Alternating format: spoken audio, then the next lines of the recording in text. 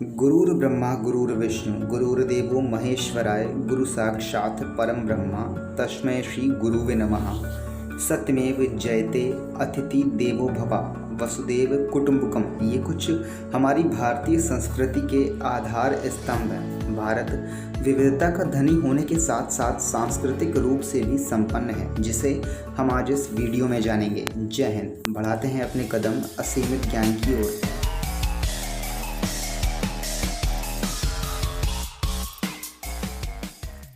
भारतीय संस्कृति पूरी दुनिया में एक अलग ही पहचान रखती है। यहाँ महिलाएं साड़ियाँ, घाघरा, चोली तथा पुरुष धोती, कुर्ता व पैंट शर्ट आमतौर पर पहनते हैं। भारतीय महिलाओं की बात चली है तो आपको बताते चलें कि भारतीय महिला एवं पुरुष रिश्ते निभाने में काफ़ी यकीन रखते हैं। यही कारण है कि भारत में सबसे कम तलाक होते हैं। भारत में आज भी अधिकतर शादियां अरेंज मैरिज होती हैं, मतलब कि परिवार की सहमति से होती हैं। शादी की बात हो ही रही है तो आपको बता दें कि पश्चिमी देशों में शादी के समय रिंग उंगलियों में पहनाई जाती है, लेकिन भारत में महिलाएं पैरों में रिंग पहनती हैं, जिसे आम बोलचाल की भाषा में भारतीय लोग बिछिया कहते हैं।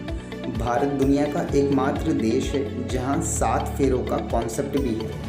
भारत के अधिकांश लोग हाथों से खाना खाना पसंद करते हैं। ये भारतीय संस्कृति की एक अनूठी रीति है, क्योंकि अधिकतर देशों में, विशेषकर पश्चिमी देशों में, लोग चम्मच व फोर्क के साथ खाना खाते हैं। भारतीय खाना हाथों से खाने के साथ ही ज़मीन पर बैठ कर के भी खाने को खाना काफ़ी पसंद करते हैं।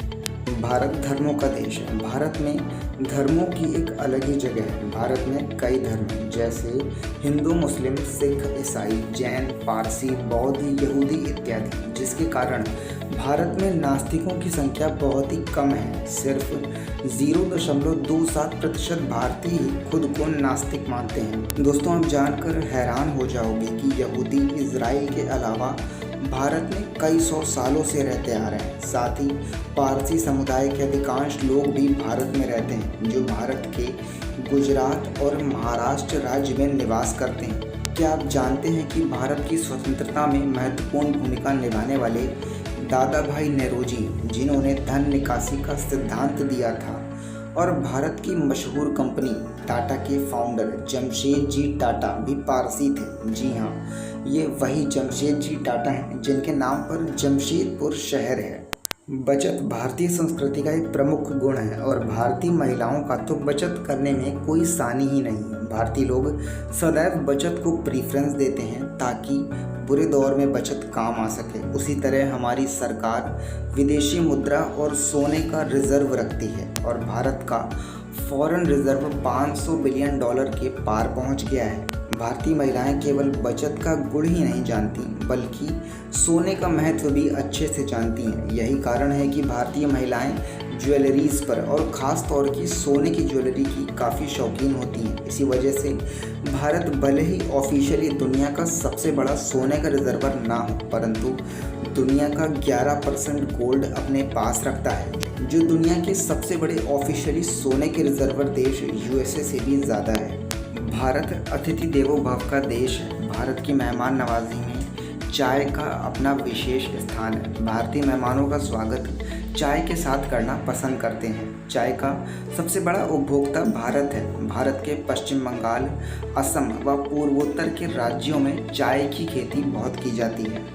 भारतीय संस्कृति में भारत की नदियों का स्थान भी अतुलनीय है। विश्व की सभी प्रमुख संस्कृतियाँ किसी न किसी नदी के किनारे ही विकसित हुई हैं। भारत में वैसे तो कई नदियाँ हैं, जिनमें से कुछ प्रमुख नदियाँ गंगा, यमुना, नर्मदा, कावेरी, ताप्ती, ब्रह्मपुत्र, सिंधु, सतलज, गोदावरी, कृष्णा, तुंगभद्रा, दामोदर, महानदी, झेलम, चिनाब, रावी इत्यादि हैं। पर इन सब में से सबसे महत्वपूर्ण नदी है गंगा नदी। गंगा नदी को विश्व की सबसे पवित्रतम नदी माना जाता है। भारतीय लोग नदियों को माँ की तरह पूजते हैं, और यही कारण है कि नदियों के किनारे या घाटों पर आरती होती है, जैसे बनारस की गंगा आरती है, प्रयागराज जहाँ यमुना नदी गंगा में मिलती है, या कहें गंगा और यमुना का संगम होता है। विश्व की सबसे बड़ी ह्यूमन गैदरिंग होती है, जो स्पेस से भी देखी जा सकती है।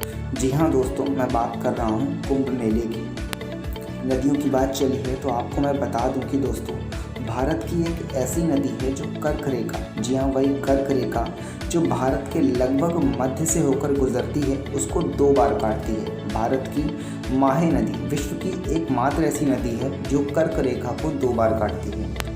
अक्सर कहा जाता है कि भारत मंदिरों, घंटे, घड़ियालों का देश है। भारत के मंदिर अपनी सुंदरता, भव्यता और आध्यात्मिकता के लिए जग प्रसिद्ध हैं। आप जानकर चौंक जाओगे कि भारत के अधिकांश मंदिर पृथ्वी की चुंबकीय तरंग रेखा पर स्थित हैं, क्योंकि भारतीय आध्यात्मिकता की मान्यता है कि वो सकारात्मक ऊर्जा को बढ़ाता है। इसी विचारधारा के कारण भारत के अधिकांश मंदिरों में तांबे की परत चढ़ी होती है ताकि वो इस सकारात्मक ऊर्जा को ग्रहण कर सकें। भारतीय सनातन धर्म आध्यात्मिकता और वैज्ञानिकता का ज़बरदस्त संगम। अब मार्शल आर्ट का जिक्र करते ही हमारे मन में चीन का ख्याल आ जाता है, परंतु दोस्तों मार्शल आर्ट की उत्पत्ति भी हमारे प्राचीन भारत में हुई थी, जो बौद्ध भिक्षुकों के द्वारा चीन जा पहुंची। कुछ प्रमुख भारतीय मार्शल आर्ट्स जैसे सिलाम्बम, कलराईपट्टू, मर्दानी खेल आदि हैं। कलराईपट्टू केरल का प्रमुख मार्शल आर्ट है जिसे बॉलीवुड अभिनेता विद्युत जामवाल ने सीखा है। मार्शल आर्ट हो या फिर नृत्य, भारत सभी में आगे है। हमारे भारत में 8 शास्त्रीय नृत्य हैं: भरतनाट्यम, कथक, कथकली, कुचिपुड़ी, ओडिसी, मणिपुरी, सत्रिय। भारत में इन क्लासिकल डांस के अलावा बहुत से लोक नृत्य हैं जैसे भांगड़ा, गरबा, झूमर इत्यादि। इसके बाद मैं आपको बताता हूँ एक फैक्ट हमारे भारत में मूंछों से जुड़ा हुआ।